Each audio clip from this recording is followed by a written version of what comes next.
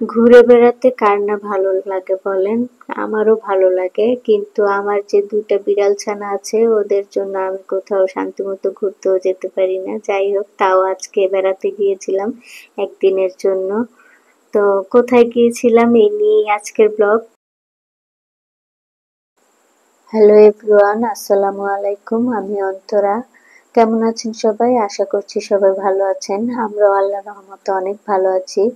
আজকে সকালের নাস্তা রেডি করছি, ভাবলাম আপনাদের সাথে শেয়ার করি। এখানে বিড়ালের জন্য খাবার বসিয়েছি, আর এটা হচ্ছে আমাদের জন্য নাস্তা বানাচ্ছি। রুটি ভাজছিলাম।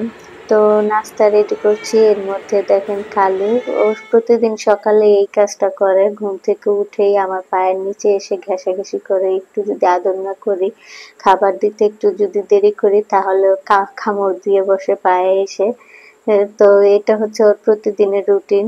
যাই হোক, আজকে ওদেরকে রেখে আমরা বেড়াতে যাব একদিনের জন্য। সকালে যাব, আবার রাতের মধ্যেই চলে আসবো। তো ওদের জন্য তো আমি কোথাও বেড়াতে যেতে পারি না, আবার আমি গেলে দেখা যায় আমার হাজবেন্ডকে বাসায় রেখে যেতে হয়। তো দুজন একসাথে যেতে পারি না, যেহেতু বাসায় আর কোনো মানুষ নেই। ওদের জন্য কারো না কারো থাকতেই হয়। আজকে তো আমরা সবাই বেড়াতে যাব, সাথে আমার খালাতো ভাইও আছে, সবাই একসাথে বেড়াতে যাব। তো সবার জন্য এখন নাস্তা রেডি করছি, নাস্তা খেয়েই বের হয়ে যাব আমরা। তো এখানে আমি রুটি ভেজে নিচ্ছি। এই যে রুটিগুলো দেখতে পাচ্ছেন, এগুলো কিন্তু আমি ফ্রিজে রেখে দিয়েছিলাম গত রাতে।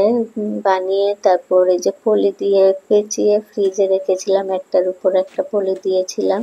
তো আমি এভাবে প্রায় ফ্রিজে রুটি রেখে তারপর পরে রুটি ভেজে খাই। তো এভাবে রুটি রাখলে রুটির কোনো সমস্যা হয় না। আমি এভাবে ফ্রিজে রুটি সংরক্ষণ করে তারপর পরে ভেজে খাই। তো এখন হচ্ছে রুটিগুলো ভেজে নিচ্ছি, সাথে ডিম ভাজবো কয়েকটা। তো ডিমগুলো আমি পেঁয়াজ মরিচ দিয়ে মিলিয়ে নিলাম। তো এগুলো ভেজে নেব সকালের নাস্তা হিসেবে। আর সাথে তো একটু মাংসের তরকারি ছিল গতকালকে মাংস রান্না করেছিলাম, সেই তরকারি রয়ে গিয়েছে। তো এগুলো দিয়ে আপাতত নাস্তা করে নেব। আর বিড়ালদের জন্য নাস্তা রেডি করছি। ওদেরকে সকালের খাবারটা তাড়াতাড়ি দিয়ে তারপর দুপুরের জন্য ওদের খাবার রেখে যাব, ওইটা ওরা খেয়ে নেবে। আর রাতে তো আমরা চলেই আসবো, রাতে এসে রাতের খাবার দিব।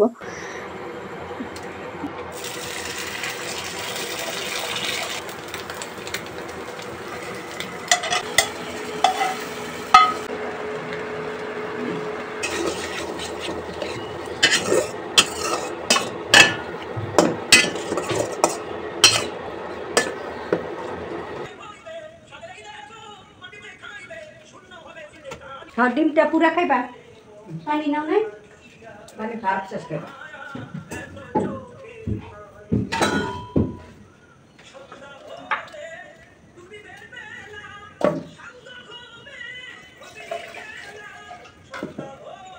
ডিমটা পুরা শেষ করো। নাস্তা রেডি করে এই যে আমার খালাকে আর আমার ছেলেকে দিয়েছি নাস্তা খেতে। তো ছেলেকে একটা ডিম পোস্ট করে দিয়েছি, ও রুটি দিয়ে ছিঁড়ে ছিঁড়ে একা একাই খাচ্ছে। তো আলহামদুলিল্লাহ, ছেলে এখন নিজে নিজেই নাস্তা খাওয়া শিখে গিয়েছে। তো একটু ভাত খাওয়া নিয়ে টেনশনে আছি, ভাত একা খেতে চায় না। যাই হোক, আস্তে আস্তে শিখে যাবে। তো নাস্তা খেয়ে আমরা কিন্তু রেডি হয়ে বের হয়ে গিয়েছি বেড়াতে যাওয়ার জন্য। আর কোথায় কোথায় বেড়াতে যাচ্ছি এটা জানতে হলে কিন্তু আমার পুরোটা ভিডিও দেখতে হবে। আশা করছি ভিডিওটি আপনাদের ভালো লাগবে। তো তারা বাবা ছেলে হাত ধরে দুজনে আগে আগে হাঁটছে এইদিকে, আর আমরা খালা বোনজি দুইজনে পিছনে পিছনে হাঁটছি। আর আমার খালাতো ভাইকে পাঠিয়েছি অটো নেওয়ার জন্য। ও অটো নিয়ে এই যে দেখতেই পাচ্ছেন দাঁড়িয়েছিল আমাদের জন্য। এখন অটোতে উঠেই আমরা রওনা দিয়ে দেব।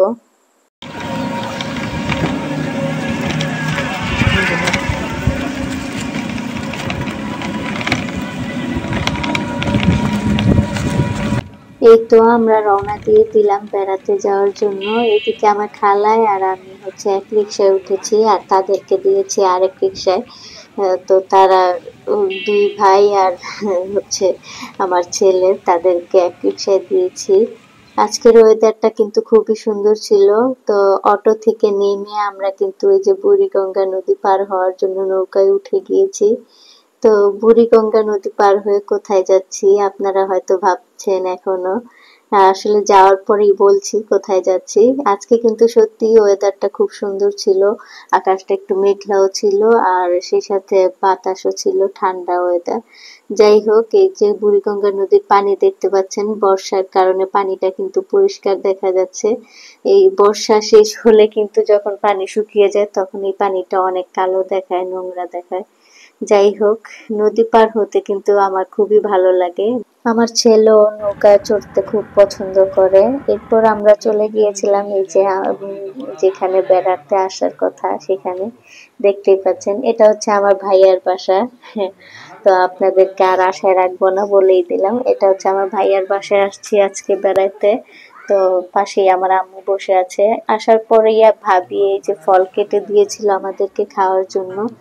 এখানে তরমুজ, তারপর বাঙ্গি, তারপর হচ্ছে আম, সিজনাল যে ফলগুলো ছিল ওইগুলাই কেটে দিয়েছে। এখন আমরা ফল খেয়ে তারপরে যে দেখতে পাচ্ছেন আমার ছেলে, ওরা কিন্তু এই যে ভাই বোন একসাথে হয়ে খেলাধুলায় খুব মেতেছে। বাচ্চাদের কিন্তু এটাই একটা আনন্দ, ওরা যখন একসাথে হয় ওদের আনন্দ দেখার আর কারোর দরকার হয় না, ওরা ওদেরকেই দেখে রাখে। খুব আনন্দ করছে আমার ছেলে ওর ভাই বোনকে পেয়ে।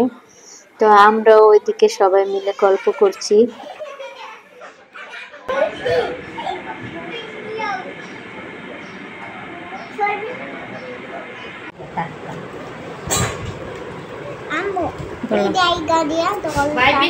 জলতাছে, আম্মু খাওয়াই দেবো যেন। মাথার লাগে মিলে দিচ্ছি আর না এসে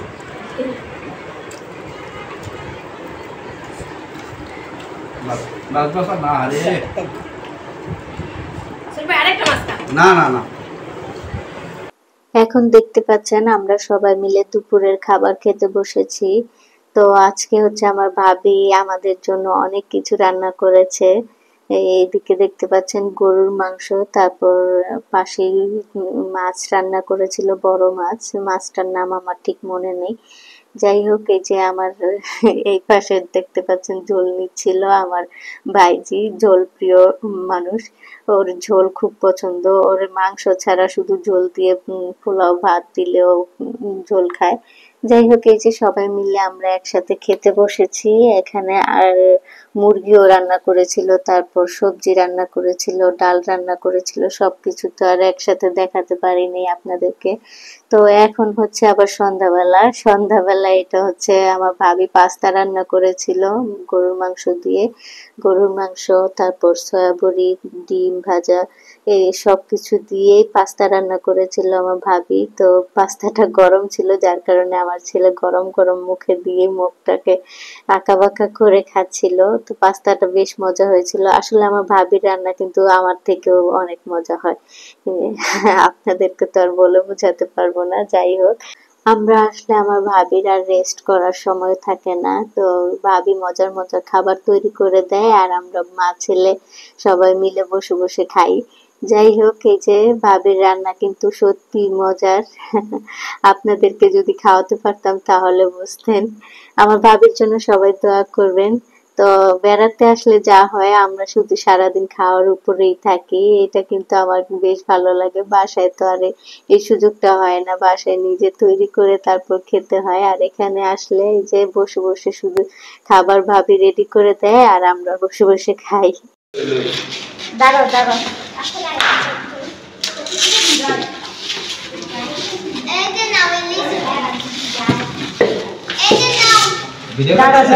শ্বশুর বাড়ি এলে এগুলো নিতে হয়।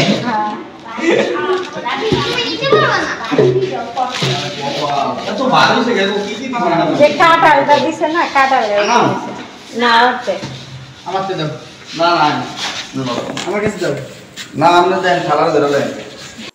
এরপর আমরা কিন্তু রাতেও খাবার খেয়েছি, তো ওই ভিডিওটা আর করিনি। রাতের খাবার খেয়ে আমরা বাসায় যাওয়ার জন্য রওনা দিয়েছি।